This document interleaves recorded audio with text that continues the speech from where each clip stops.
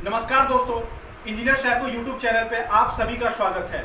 यहाँ आपको एजुकेशन से related information and college information के बारे में सही जानकारी मिलेगी। अगर आप किसी भी कोर्स के बारे में जो जानकारी लेना चाहते हैं या फिर घर बैठे इंडिया के किसी भी कॉलेज को वीडियो के माध्यम से टूर करना चाहते हैं तो हमारे चैनल इंजीनियर शैफू को सब्सक्राइब कर सकते हैं। आज हम लोग बात करने वाले हैं बीएड कोर्स के बारे में।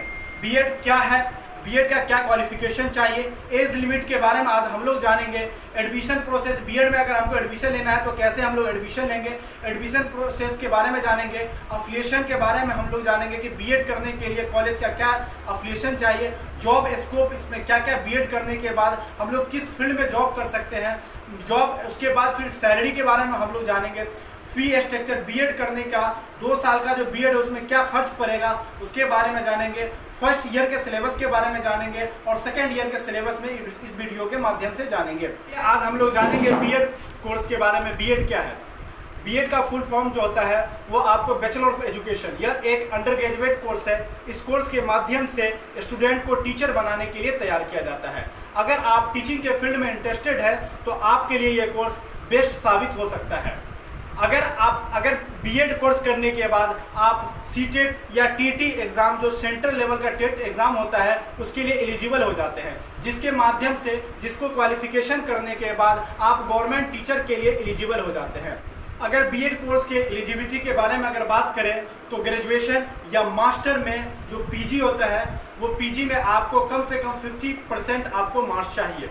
अगर हम लोग बात करें इंटीग्रेटेड कोर्स के लिए तो इंट्री जो 10+2 पे होता है तो उसमें आपको 45%, या अगर SC ST में आते हैं तो 45% चाहिए। अगर आप जनरल में आते हैं तो आपको 50% चाहिए। अगर एज लिमिट के बारे में बात करें तो कम से कम आपका 21 साल और मैक्स टू मैक्स आपका 35 साल होना चाहिए। अगर आप बीएड करना चाहते हैं तो आपके लिए ध्यान देने वाली बात यह है कि आप अगर कभी भी किसी भी कॉलेज में एडमिशन लें तो उसके अप्रूवल, अफिलिएशन को जरूर चेक करें। अगर बीएड करना चाहते हैं तो उसके लिए एनसीटी से अप्रूवल होना जरूरी है। एनसीटी का फुल फॉर्म जो होता है वो national council for teacher education होता है। उसके साथ साथ आपको गवर्नमेंट या प्राइवेट यूनिवर्सिटी से रिकॉग्नाइज्ड होना जरूरी है। अगर आप बीएड इस कोर्स के बारे में अफिलिएशन को अगर चेक करना चाहते हैं तो एनसीटी के वेबसाइट पे जाकर आप वहां पे कॉलेज का पूरा लिस्ट दिया होगा, आप वहां से देख सकते हैं कि जिस कॉलेज में मैं एडमिशन ले रहा हूं क्या वो कॉलेज अप्रूवल है कि नहीं है। अगर एडमिशन प्रोसेस की बात करें तो आपको बहुत सारे ऐसे स्टेट है जहाँ पे मेरिट लिस्ट पे अगर आपका एडमिशन होता है, बहुत सारे ऐसे कॉलेज है या बहुत सारे ऐसे स्टेट है जहाँ पे आपको पर्सनल एंट्रेंस के थ्रू होता है, और बहुत सारे ऐसे भी कॉलेज है जहाँ पे आपको डायरेक्ट मार्क्स बेसिस पे एडमिशन होता है। अगर हम लोग बात करें कॉलेज के फी स्ट्रक्चर के बारे में तो वैसे तो कॉलेज का फी जो है वो यूनिवर्सिटी पे डिपेंड करता है। अगर हम बिहार के बाहर से अगर बीएड करने का अगर सोचें तो बिहार के बाहर जो है वो 40 से 45 हज़ार पर ईयर के हिसाब से आप बीएड कर सकते हैं। 80 से 90 हज़ार रुपया में आपको डिपेंड करता है कि कॉलेज पे।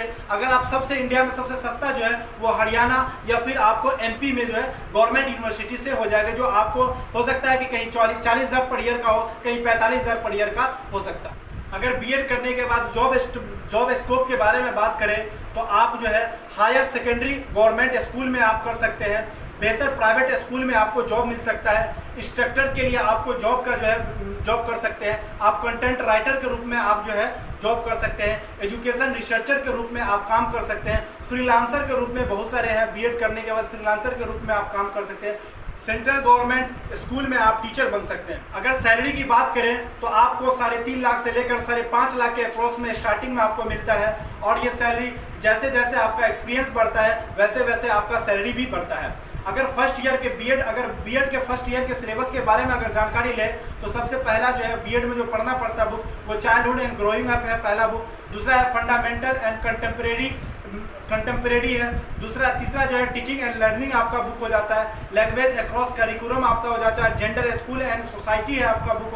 अंडरस्टैंडिंग डिसिप्लिन हो जाता है। ये सभी बुक जो है वो सभी स्टूडेंट के लिए होता है। लेकिन अगर हम बात करें, जैसे बहुत सारे स्टूडेंट हैं कॉमर्स से करते हैं, बहुत सारे ऐसे स्टूडेंट हैं जो आर्ट्स से करते हैं, बहुत सारे ऐसे स्टूडेंट हैं जो साइंस से करते हैं, तो उसके लिए पेडागोजी सब्जेक्ट हो जाता है। जैसे मान लीजिए कोई अगर साइंस से करते हैं तो साइंस में आपका सब्जेक्ट जो बनता है वो फिजिकल भी बनता है, बायोलॉजी भी बनता है, उसके बाद आपको मैथ्स भी बनता है, मैथ इंग्लिश भी बनता है। तो आप अपने हिसाब से चूज कर सकते हैं फर्स्ट ईयर के सिलेबस में।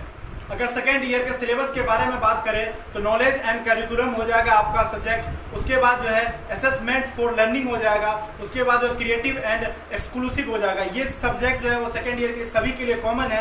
अगर इसमें 3 जो है वो सब्जेक्ट है वो जो चूज करना पड़ेगा आपको, हेल्थ एंड योगा एजुकेशन है, गाइडेंस एंड काउंसलिंग है, उसके साथ साथ इन्वायरमेंटल साइंस। आप ये 3 जो है वो बुक में से आप कोई भी बुक को चूज कर सकते हैं। अगर इंडिया के किसी भी स्टेट से या किसी भी कॉलेज से अगर आप बीएड करने के लिए इंटरेस्टेड है तो आप हमारी संस्था का हेल्प ले सकते हैं। हमारी संस्था आपको सही तरीके से काउंसलिंग करवाएगी और आपको इंडिया के किसी भी कॉलेज में अगर लेना चाहते हैं एडमिशन तो हमारी संस्था एडमिशन करवाने में आपको हेल्प करेगी। आज के लिए बस इतना ही। अगर आपने अभी तक हमारे YouTube चैनल इंजीनियर सैफू को अगर सब्सक्राइब नहीं किया है तो आवश्यक सब्सक्राइब कर लें।